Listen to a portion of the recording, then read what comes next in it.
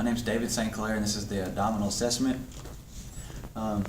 Patient comes in, find out their history of illness, if they're hurting anywhere, in their general abdomen area. First, we start off by listening to bowel sounds, which we can listen up to 5 minutes, starting in the right lower quadrant to the upper, the left upper, and then the left lower quadrant. All right, and then after that, we're going to be turn the diaphragm around to the bell side, and then we'll be listening to the arteries. First, we start off the aortic artery, move to the renal arteries, the iliac, and then lastly the femoral arteries. And we're just trying to listen for any kind of abnormality. Brutes is what we're listening for. Next, I'm going to percuss.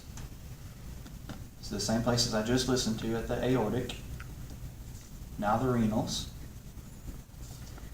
and then the femoral. And over those areas that are hollow, there should be a tympany sound. Otherwise, if it's over a hard spot, then it's going to be a dull sound. So while I'm percussing, I'm going to move up where the liver is and percuss the liver.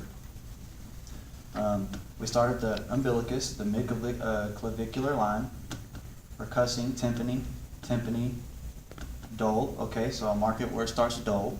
And then I'll start up here until I hear a dull spot. There it is. All right, so we measured where the liver is. Okay, nextly, we're going to palpate. We start with a light palpation with a kind of a press and roll action, but we're not going too deep. And we're using the same pattern as when we listen. We start the left lower up to the the right lower to the right upper. Light palpation to the left upper, now to the left lower. All right, and then you ask the patient if they've had any pain. Now we're doing a little deeper palpation. You let the patient know if he feels uncomfortable, let us know. We can also tell by their facial grimacing in the same pattern. All right. Next, we're going to palpate the liver. So I'll kind of raise up his stomach. We're still watching facial grimacing. Now, if we ask them to take a deep breath in, then that pushes the diaphragm down, so we should be able to feel the liver. It's going to be a smooth, rubbery feel. All right, and also we're asking if it hurts. Next, we can palpate the spleen. So I reach my hand over, doing the same thing. We're lifting up their back, and we're trying to feel the spleen. Now, you shouldn't be able to feel the spleen. If you feel it, then that means it's definitely enlarged, and there could be some kind of other problem to them, so we need to let the doctor know. Let's see. We can also ask them, if they've had any pain in these areas, we want to palpate that area last. So if we want to check for like appendicitis or peritonitis, if they're having pain, is it pain when we press in, or is it pain after we let go?